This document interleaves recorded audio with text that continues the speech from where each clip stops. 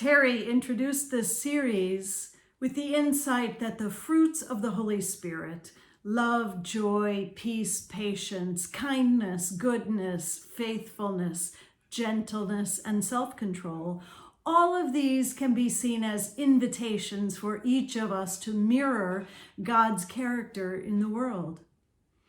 And in her session, Julie reminded us that sometimes these fruits of the Holy Spirit are real challenges that we have to pray for and that we have to work at.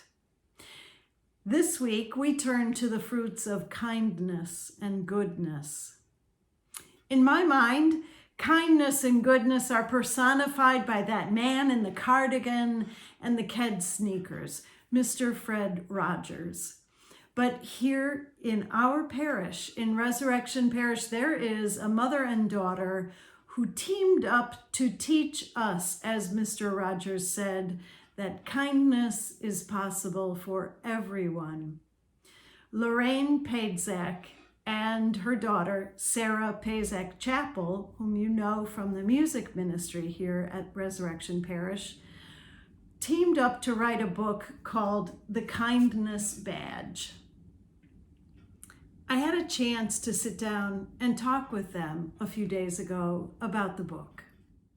Thanks for meeting with me today. I'm so thrilled to have you here to talk about the book that you have produced and the work that you've engaged in kindness and in spreading kindness and the value of kindness.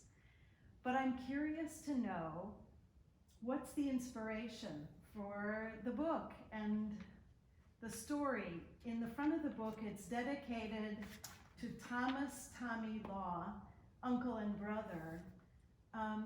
What's the story behind the story?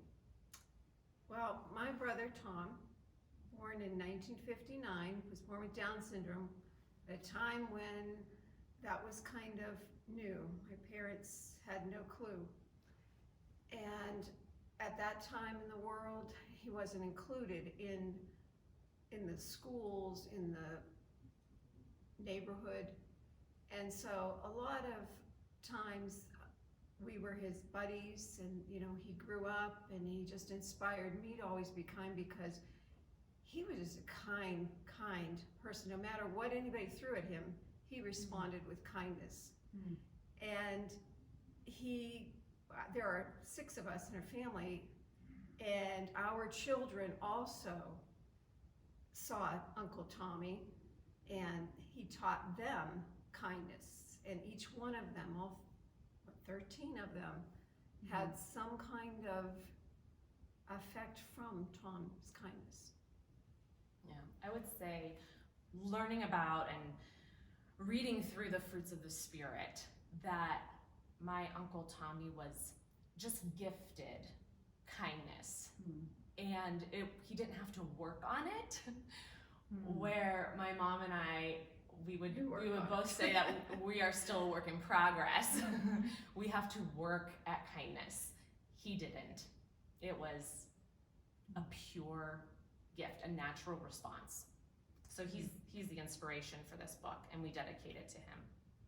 That's beautiful. His life becomes a gift then through you to others. Have you seen fruits of your labor? What have you discovered as the fruits of this work, of this book? I think that people do want to be kind, and they want to share their kindness, and we go into the schools, and the little ones especially, their hands are up, oh, I did this kindness. And part of the book is about, you do something kind, but you don't advertise it. So, and the kindness badge is an invisible thing that you have, and it just emanates from you, and it makes you beautiful. And I would say that, going to schools, we've seen our book enrich their curriculums. We've been sent letters from parents saying, my child came home with this book, and I noticed this and this and this response, this act of kindness inspired by the book. And schools creating their own physical kindness badges to show, or creating a kindness tree. It's been really neat to see how the book has inspired the deepening of their kindness curriculums. Do you think the book is mainly for children? Oh, no.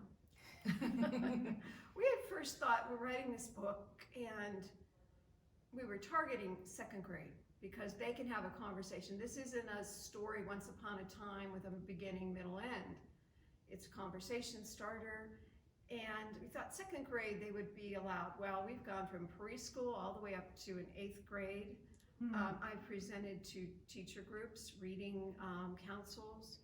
So, you know, and people just like to read it and see the kindness in others.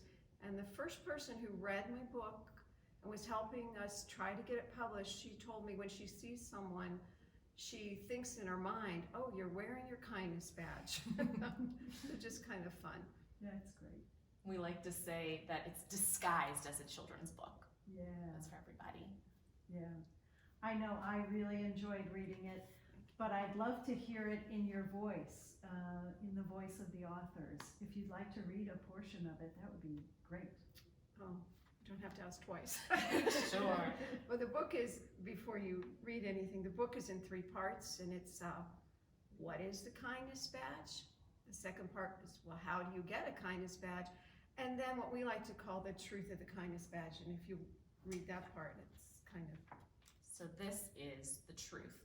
And the book does end with questions to get the conversation started. Okay. So this is the truth. It is not always easy to wear the kindness badge.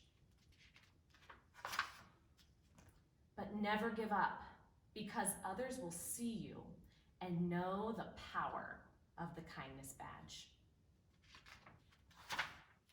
And it will always win the kindness badge. So that's the truth. Thank you so much. And The kindness badge ends with some questions that you might ask yourself for your own reflection, or you may ask your children and grandchildren to respond to. Questions like, do you know anyone who wears the kindness badge? Have you ever worn the kindness badge? Will you teach others how to wear the kindness badge? Will you wear it today? Will you wear it forever? Kindness, Mr. Fred Rogers said, is possible for everyone. In one of his commencement speeches, he said, make kindness and goodness attractive.